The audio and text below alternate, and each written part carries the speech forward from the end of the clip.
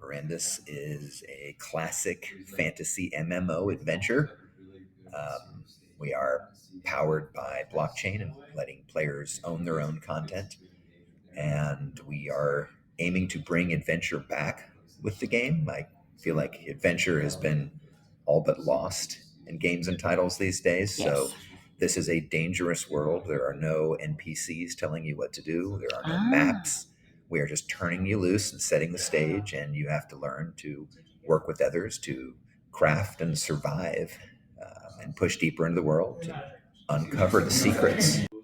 These days, games in general are just very complex and overdone. Too much UI, too many of these secondary and tertiary mechanics and checkboxes and lists of things you're supposed to do. yeah. And the whole direction we're going with it is we're trying not to build gamey mechanics. Instead, we're trying to build enough of a world simulation that you feel like you're part of it. And what you choose to do is really kind of up to you. Not everybody's an adventurer. Some people want to stay in town and become really good at crafting, or maybe they're going to be the kinds of people who they're just go-betweens between other people who are doing their own thing. Mm-hmm. So Food and sleep and everything that you would need to survive. You need to generate those things. Players own buildings. Players own inns where you'll sleep. They need to build those inns so that people have a place to sleep and recover and heal. Mm-hmm. There are our community has been very clear that they don't just want to run around and stab things to death. They Right. want a fantasy world that they really can live, play, and work in. Right. That we have people that want to just be farmers and provide food to the ecosystem. We have players that want to be involved in mining. And what's cool about blockchain is you can guarantee scarcity. When you play other MMOs and other games and they tell you something's rare, it's not true. Mm. They can make a million of them on the server, and how do you know it's rare? The nice thing about blockchain is you can actually look at the contract and know how many of something there truly are. And one of the things that's fun about our avatars is there's only 1,000 elves. There will never be 1,001 elves. Elves are Only rare. 1,000. Elves are special. So that feeling that you get when you're watching Lord of the Rings, that if you saw a group of elves walking through a forest, everyone just stops and hides and checks it out because it's such a special occurrence. We're trying to create that in this fantasy world.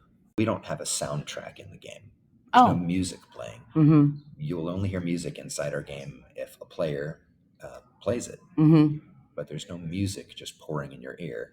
Again, if you're out in a beautiful field and the sun is setting and the wind is blowing through the trees, that's all you'll hear. Creatures in the world don't have their spawn points, and you sit and farm them at their spawn points. Creatures are reactive. Creatures will see you very far away. If they're hungry, a wolf that's hungry will move to try to find food and eat a rabbit or drink water out of a stream. So we're trying to set up a very simple ecosystem. A trolls don't like sunlight. A troll will find shade or darkness or a cave as the sun is setting. You don't know what cave he's going to, but he will identify, this is a shady spot. This will keep me out of the sun, and he will find that spot and go into it. So you never quite know where the troll might be. He's living his life, and you're there to live and try to survive yours too. So it peels away all the UIs and all the information, and you're actually looking through the screen like you're looking through a window into a beautiful medieval world. It's hard. We're not making a game to be hard. I think what we're proposing is that if you were in a medieval world full of evil creatures in the forest, it would be a challenge. Mm-hmm. It would be difficult. It would be difficult. And in this world, another thing that you don't see too much in games because they want to keep you involved in that slot machine grind. In our world, if you die, there's big penalties. Similar to maybe EverQuest back in the day, where you will lose a significant amount of experience points. You can respawn, but you come back a little foggy. You come back not quite the same self you were. Mm-hmm. You can't just run in and die, jump back up and run in and die. Right. You really need to consider how you're approaching dangerous environments and be with your friends and work as a group to try to take something down. And what's cool about that is you walk around the world with a completely different sense, a completely different feeling. Everything is scary. Right. If you see a dark cave, you're not like, I'm going to run in there.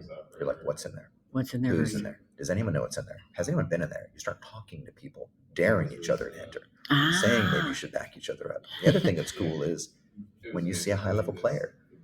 If you see a high-level player walk into the tavern, everybody probably already knows their name. Mm-hmm. Like, oh my God, look, oh, there they are. That's incredible. Heroes can actually be heroes. And in most games you're playing these days, if someone's level 80 or level 90, is it cool?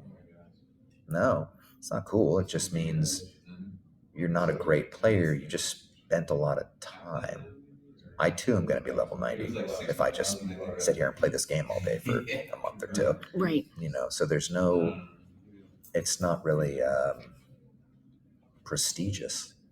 You just put a lot of time in. Right. So in our game, if you are able to take on the most challenging areas and beasts of the game, it means you are really doing a lot of things right. It opens up the space for heroes to be heroes. You can really make up weird shit. No one knows what you're talking about. They kind of have to relearn everything. Right. Whereas there's so much fantasy lore out there that we really want to leverage things that people understand and can grasp onto. Mm-hmm. We've got orcs and halflings and humans and elves and kind of a classic fantasy adventure. Yeah. Out in the wild, you'll see goblins and trolls and all the basic stuff that we've come to love. Yeah. Reading Tolkien and reading everything else that we've been watching movies. Yeah.